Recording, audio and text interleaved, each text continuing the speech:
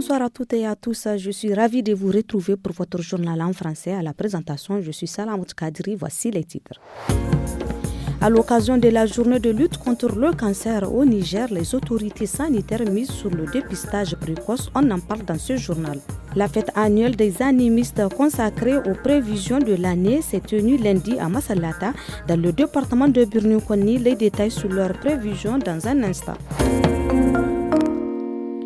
Bonsoir à tous. Le cancer a causé 10 millions de décès en 2022 selon l'OMS, soit près d'un décès sur 6. Pour lutter contre cette maladie, l'État du Niger met l'accent sur la prévention et la détection précoce. À la veille de la journée de demain dédiée à la lutte contre le cancer, Hajia Nafissa, agente du district sanitaire de Birni-Konni, nous en dit plus au micro d'Assoumana Moussa Arzika. Le cancer du sein, le plus souvent, se dépiste à partir d'une petite boule dans le sein qui s'y développe. C'est très dangereux et peut même tuer. Toute femme qui a atteint la trentaine ou même moins de 30 ans est appelée à faire son autopalpation de temps à autre. Il est important qu'elle parte aussi dans les centres de santé lorsqu'elle constate la présence de tout genre de boules ou blessures au niveau du sein pour une prise en charge rapide et efficace. Et même si la femme ne s'y connaît pas, les agents de santé peuvent bien lui montrer comment se fait l'autopalpation. La fête annuelle des animistes des villages de Massalata et de Dagarka, région de Tawa, s'est tenue lundi. Selon les organisateurs, cette cérémonie a pour objectif de faire les prévisions de l'année en cours pour le pays. Des précisions avec Cheibou Abdelkarim, l'un des chefs animistes, il est au micro d'Assoumana Moussa Arzika.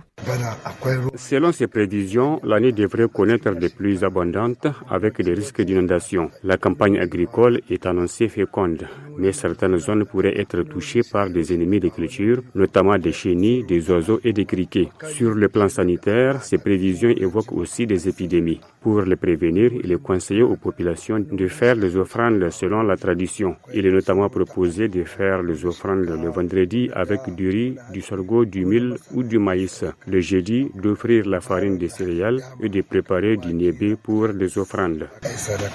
Cette semaine, le bulletin hebdomadaire des céréales fait état d'une instabilité globale des prix, avec de forts écarts selon les régions.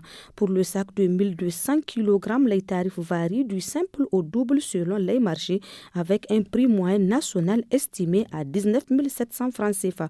Plus de détails sur les prix en région avec Rahila Toussoumana. Au Niger, les prix du sac de 100 kg de mil varient fortement selon les régions. Agadez et Iferouane affichent parmi les tarifs les plus élevés à 32 000 et 33 000 francs CFA. À l'inverse, Ménesoroa enregistre un prix beaucoup plus bas à 13 400 francs CFA. À Niamey, le sac se vend entre 19 000 et 21 500 selon les marchés. Zender, Terra et Gotei présentent des niveaux proches entre 20 000 et 22 000.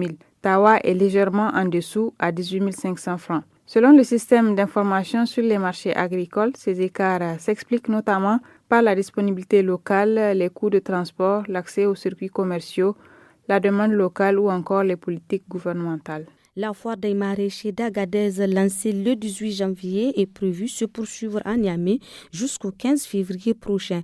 Les exposants se disent satisfaits de l'affluence des clients, mais ils souhaitent une prolongation de la foire. Yacouba Suleiman, producteur, explique au micro de Hassan Nourou Abdraman. Il y a de nouveaux arrivages et la foire se déroule bien. Les clients viennent et achètent. Les produits les plus demandés sont les oranges, les pamplemousses, les pommes de terre, les oignons et l'ail avec des achats en grande quantité. Nous acheminons progressivement les produits. Une première et une deuxième cargaison ont été déjà livrées et d'autres arrivages sont prévus chaque semaine ou tous les 2 jours car il nous reste encore beaucoup de fruits et légumes. C'est pour cela que nous cherchons à ce qu'on nous prolonge un peu de temps, au moins 1 mois, afin de couvrir le mois de Ramadan.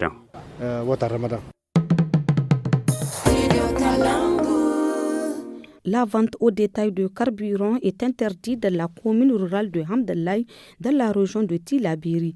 Et c'est à compter de ce jour mardi jusqu'à nouvel ordre. La décision émane de l'administrateur délégué de la commune qui invoque des raisons sécuritaires dans un communiqué daté du 2 février 2026. Ici prend fin le journal de ce soir. Merci de l'avoir suivi.